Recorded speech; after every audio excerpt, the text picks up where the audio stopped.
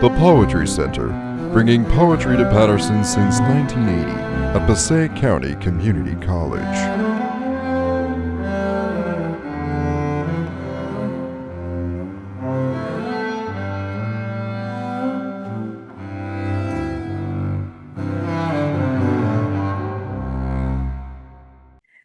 Jan's work has been published in The Atlantic, in the New York Times, Sunday Magazine, Poetry, and Best American Poetry.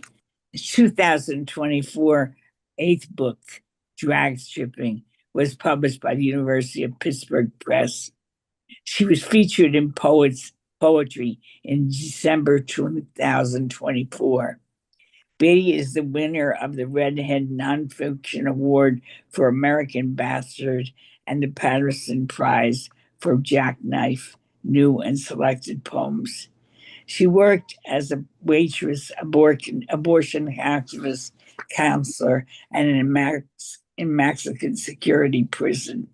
She is professor emeritus at Carlow University, where she directed creative writing, the Mad Woman in the Attic workshop, and the international Doe residency MFA program. I think that Jan Beatty is one of the bravest poets I know. She goes where others fear to tread, and there's a kind of fierce and brutal honesty in the poems, and a willingness to look at herself and her life very clearly and to share those images with us. Let's welcome Jan Beatty. Okay, thank you so much, Maria. That's coming from you, that means a lot, because I think the same of you. You're one of my hero poets and one of my mentors, and you know how much I love you and how much I respect your work. So thank you so much. Thank you. Being a distinguished poet, you know, in the Patterson series is really an honor.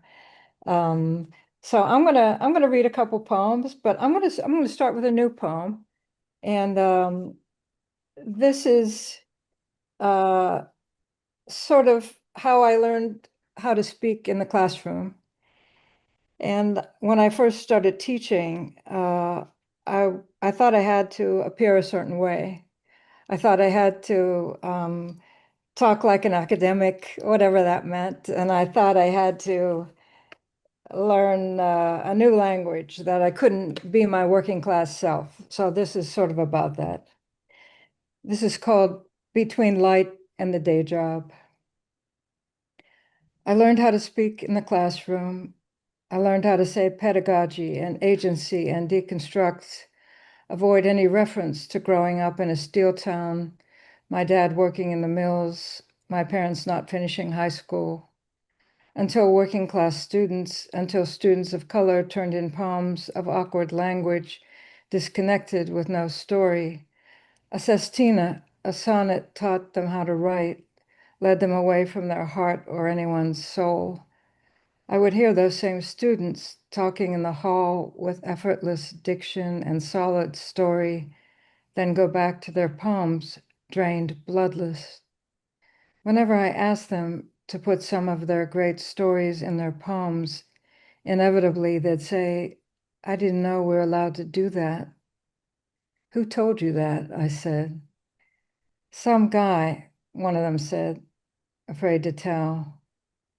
Give me a name, I said. They said, I just thought poetry had to be formal. Why would I put that story in my poem? Because it's brilliant, because you're a ray of gold light sitting here in my office, not knowing your own beauty. I walked into my classroom next day and said, my father was a steel worker. He taught me about poetry in his rages and his tenderness. I told them my dad's GED certificate hangs above my writing desk so I can remember the cost of being alive then, the cost of quitting high school to make money for the family, loss of a scholarship to Carnegie Tech. My father taught me the cost of it, the cost of losing voice, forgetting who you are, sleepwalking away from our beauty, one foot after the other, away from our own beating heart. Beautiful. Oh, thank you. I'm going to read some poems from Drag Stripping, and it starts with a sort of dedication to women. And I've been writing about women forever, I guess. And part of this is that comes from me. I was born in an orphanage in the Hill District of Pittsburgh, where I lived for the first year of my life. And, as we know, there's a war against women. There always has been, but it's much worse right now. So this starts my book. I was born in a steel mill. I was born in the violations of others. I was born blue. I was born blue, half aborted by my mother's hands and a coat hanger. But who cares? It's one small, almost death in the many deaths. The women killed and never found. The women killed in their own homes, then disposed of. The women killed by boyfriends, husbands, partners, strangers, buried in the dirt of this country, the unknown bodies of women. Mhm.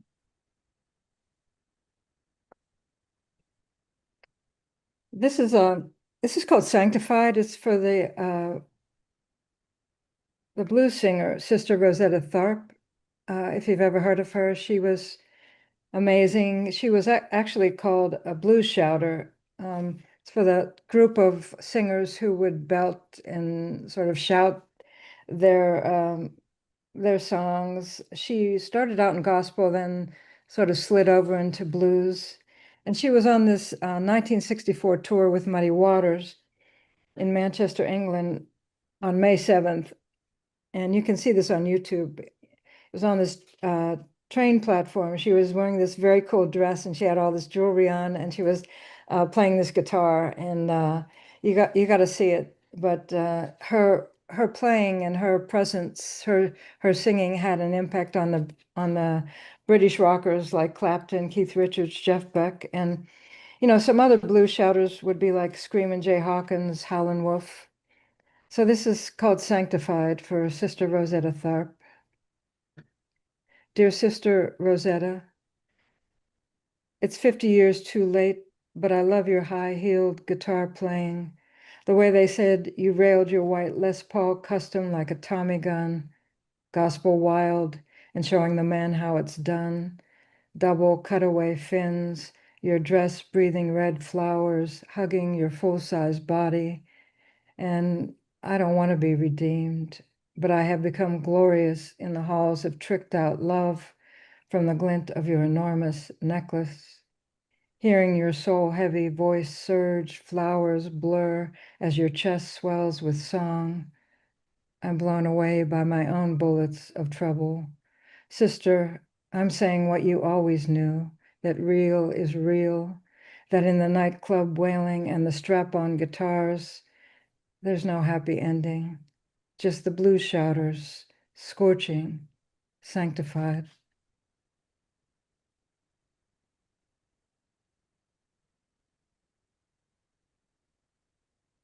This is called Drag.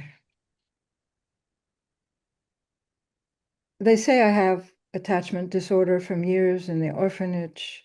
I say I'm attached to dirt, to the grit of stones, pulverized metal from the slag heap. I learned touch from air. I fashion love from strangers. Your families make no sense to me. My mother's the four-barrel of a 409. My heart's drag stripped from the shredded tires of predators. Go ahead, think of me. Throw the red flag down. I'm one you'd never figured. Dead engine start on a quarter-mile strip. My low jack is the split, the pull away. You back there, me running the distance. Mhm.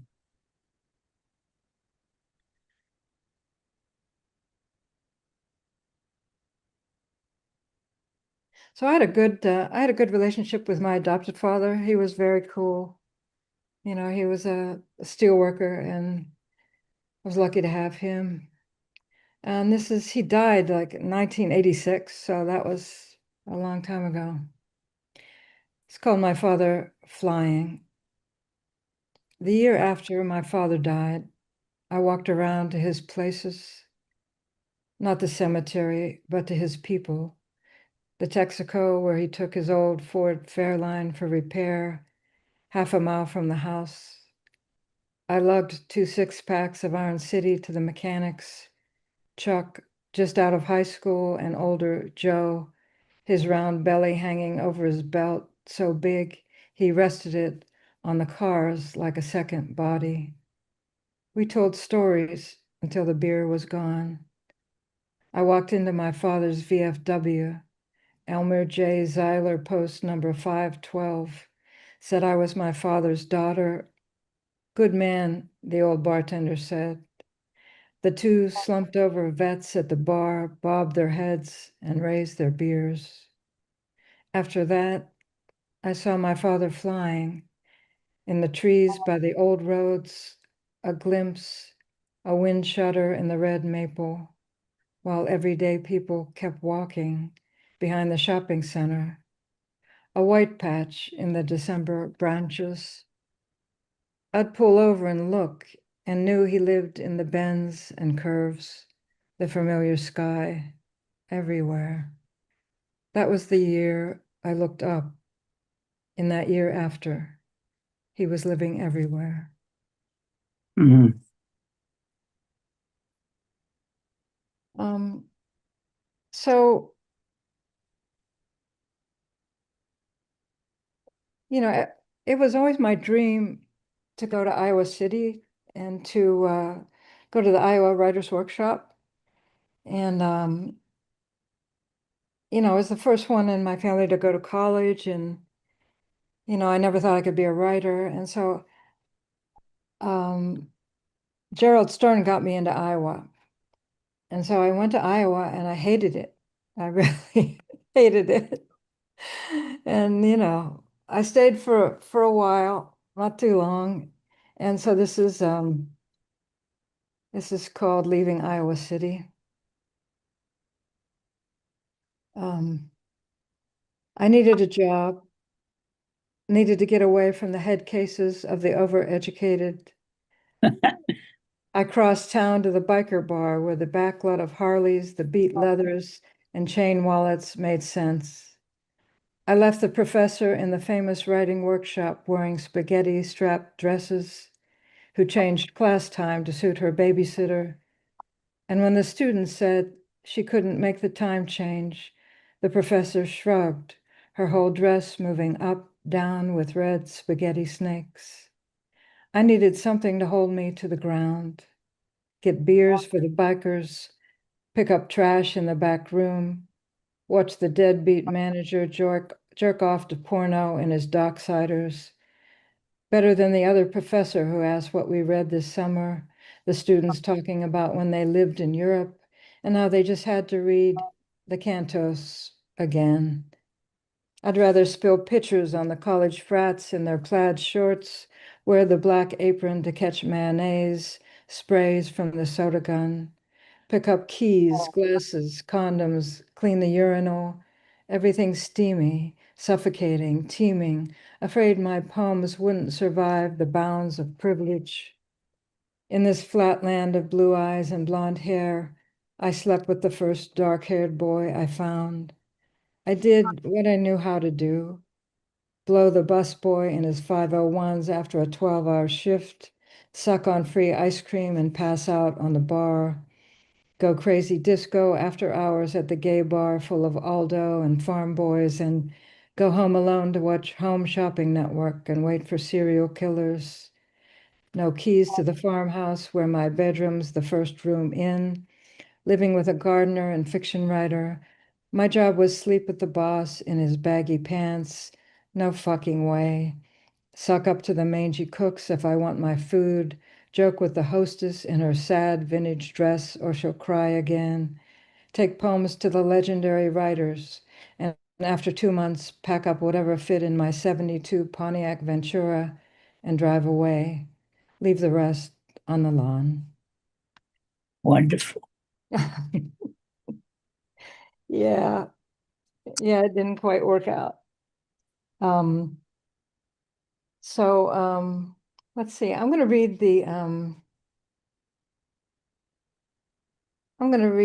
this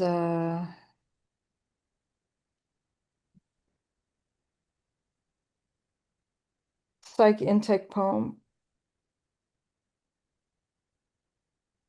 It's for anyone who's ever been depressed. I know none of you have ever been depressed, but Yeah, sure. but if you have, maybe you'll relate. This is called Psych Intake with Flames.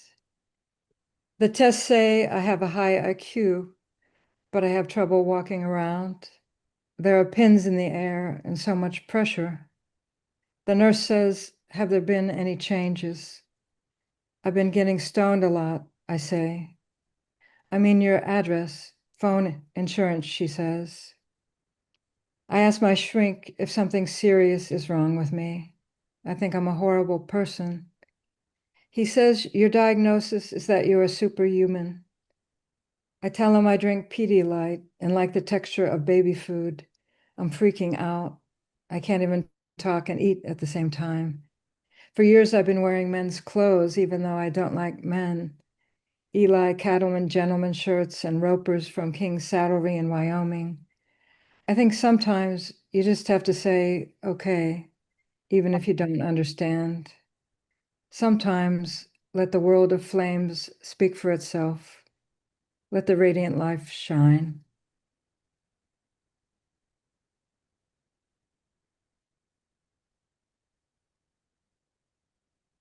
This is called When Rape Was an Ocean. When rape was an ocean, she became larger in it. In the box apartment off the side road, she said yes, one drink. She doesn't remember his face, just the flat boulders on the sandbar, man-made for protection, ocean water coming in, water going out. Follow the line of shore with a string. She was dropping down, her body falling. Before the sky star splits, before the water rolls back into her, cutting wires of light, cutting wires of light. The line of shore can't be replicated. The string now gone, her body marked. How she reads water in the moment of trauma. There is cutting and there is light. These are her new directions. Don't pretend you can't see this. She swims headlong away. She wants to be ocean, wants to find the sky. She wants to be sky. She swims headlong and larger, headlong and larger, larger. Mm. And I think I'm going to end with a title poem, which is a couple pages here, and this is called Drag Stripping. I met a stripper on my first visit to the Big West, sitting on a hill in Marin. I was wearing a black, red, yellow plaid shirt. She wore something more open, loose, sleeveless. Her knees to her chest, she was pulling at the brown California grass, throwing it back down. I loved looking at her plain brown hair falling over the side of her face. I was still wearing women's clothes and shoes, but I made myself a believer that day. Her thick belt, heavy boots, brown eyes, the way she looked at me until I had to look away. She was boy, and I hadn't met anyone like her yet. Look at her blue shirt. She opened me, the way she tore at the grass, hard, then threw it. We walked the hills in Marin. I wanted to be like her. I wanted to be her. I couldn't even say what she had, but I wanted it. Our time lasted only weeks, but her face still comes to me. I made myself a queen those days. Inside, I felt the turning diamonds of a life not lived, someone else's life, now mine, holding the vision heavy as mud. I thought just a push into my own bleeding heart. I could feel the brass screws of the rail's underside, a train running without me.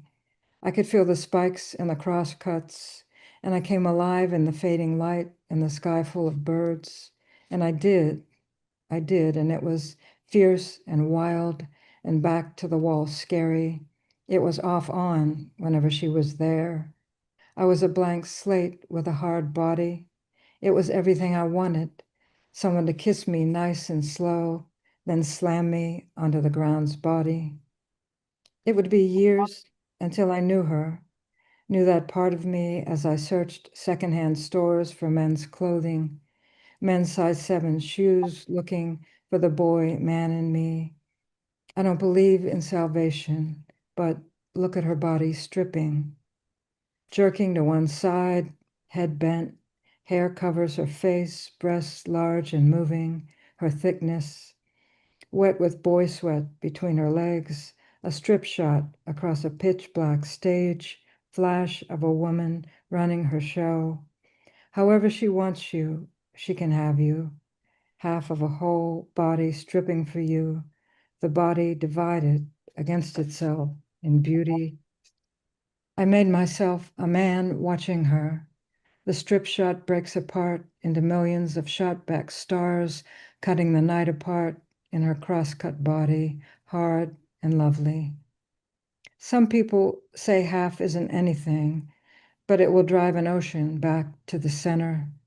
She'll take your money and you'll thank her in the cage of your body, drowning in the stripping, loving the shot back body, dear ghost of everything you wanted, jerking you into pleasure, jerking you into your own story with a strip shot of ammo to the vulva, triangle of light, triangle of her, the wrapper, 3 sides of lust, the fuck field, the fourth eye. I saw the future in her body, but I didn't know my questions. All that came out of my mouth were birds. Thank you. Thank you very much. I think is that good, Maria? Wonderful. It's wonderful. I'm Thank you. sure everybody agrees. Beautiful reading. And now, would you like to take some questions? Does anybody have questions for Jan or comments you'd like to make? Sure, questions are great. Now you can unmute yourself. I think Sharita might have something, or Cindy. Oh, good. Go ahead. I'm not seeing anybody but you and myself. Everything was beautiful and I loved every moment, Jan. I was wondering, when did you realize you would be a writer? And what was it that made you have that insight that this was your calling?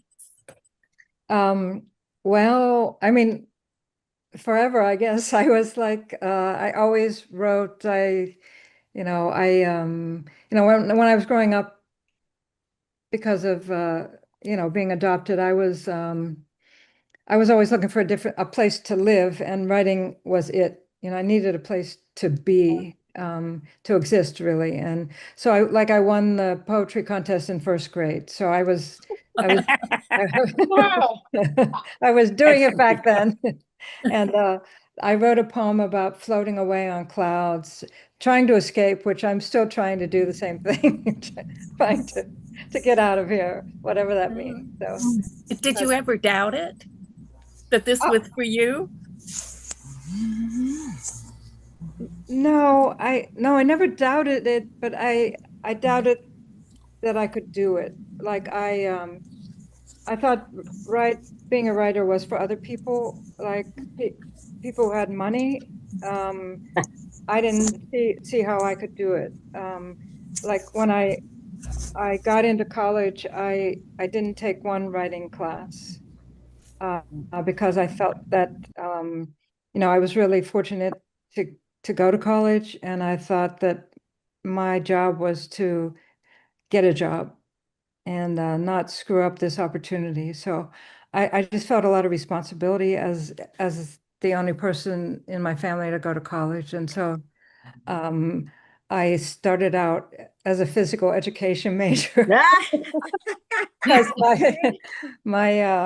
actually my birth father was a Canadian hockey player who won 3 Stanley Cups, I found out. And so I was on a lot of physical, I was an athlete. I didn't know why, but I was an athlete. And so I started in phys ed, but no, I didn't really want to teach phys ed. I just wanted to hit things. And and I became, then I was in journalism, then I was in nursing, and then I got a degree in social work, but nothing to do with writing. So there was a long time I wasn't writing because I thought I it wasn't for me, like I wasn't able to do it. So, but then, I got back to it. I believe you know, if you give things enough time, you'll end up doing what you're supposed to be doing. So Thank you. yeah. Tammy. I think you had said in one of the earlier ones that some of the poem was true, but mixed with the, I guess not true. I was wondering, as a poet specifically, like how you do like manage that, if it's okay when, I mean, not like okay, but I hear that, a lot of the people would think that poets are mostly speaking true things, and if you do want to disguise things or not, they're like how you kind of reconcile that in poetry specifically. I think there's more leniency for that in other genres. Yeah, well, look, I mean, this is your poetry. This is your voice, your art. You can write whatever you want. There's plenty of lies all through my poems, and I'm happy with that. You can lie all you want, and it's no one's business what is true and what isn't. I mean, I think what's important is that what you're writing has a spirit of truth in it, not the literal truth of what happened. I mean, usually if you write, I mean, I always tell my students, if you write a poem according to how things happen, usually you'll come up with a pretty bad poem. I mean, so, you have to find what the poem needs, what the poem requires that becomes what's in charge is the poem. And you write what the poem needs, what details make the poem work, and it becomes very irrelevant what happened, which it should. And sometimes it's hard to let go of that stuff if you're writing about something very close to you, but you need to like let that stuff go. And because it's not about you, it's not about me. It's about it becomes about the poem. So even if I'm writing like a love poem or whatever, you can make up all kinds of lies, and people assume that this stuff is true, and that just means that they don't know about poetry. Yeah. And sometimes people will ask me, was this true? And I may, depending on the situation, if it's a classroom, I may talk about it differently, but it's no one's business what's true. This is your life, and you know, you can divulge what you like or what you don't. But like when I was talking about my poem today in class, I love you guys and I trust you guys, and it's Maria. Of course, I'm going to tell you what's going on. But that's a different situation. If this was a big group of people I didn't know, I probably wouldn't do that, because I feel like it's no one's business. Yeah. How would you answer that then? Like, say somebody asked you, like, is that all true? Like, what would be like your response? It depends. Like if it's in a big group, I might say it's irrelevant to the poem. If the poem is, the more important question is, did the poem move you? Did it have do you have some response to it? Because that's what I'm interested in as an artist, as a poet. This is not you have to, part of our work as poets is to break that connection between me and the poem. I'll tell you a story. When I was, first starting out, my first book was called Mad River. I was doing a reading at Carnegie Library in Pittsburgh, and this older woman, like this woman, at the time, this woman who was much older than me in her 80s came up to me and she said, "Oh, honey, you've been through so much." And I said, "Well, no." I held out the book. I said, "Here's the book." I said, "Here's me." I said, "They're not the same." And she refused to accept it. And she said, "Well, are you married?" And I said, "Well, what does that have to do with anything, you know?" And it's like, and I said, "Yeah." And she goes, "Oh, good, then someone's taking care of you, you know." And she just was never going to get it. Yeah. And I'm like, okay, well, okay, fine, thank you, you know. But the writer Bruce Weigel has many stories about that. His first book is called Song of Napalm, which is a great book. He was in Vietnam, you know, as a soldier, and he has some stories about battles that he was in, and you know, and someone came up to him after reading and says, "My son was there at that same place," and Weigel said, "Well, I wasn't there." You know, it was a poem, and they were very upset with him. But Oh, but this is not nonfiction. This is poetry, Mhm. you know, and you can write whatever you want, you know, and there's no permission. You know, you're a writer, you know, you're an artist. If you're writing nonfiction, yeah, that's a whole different thing. You're telling the world that this is true, you know, this is factual. So,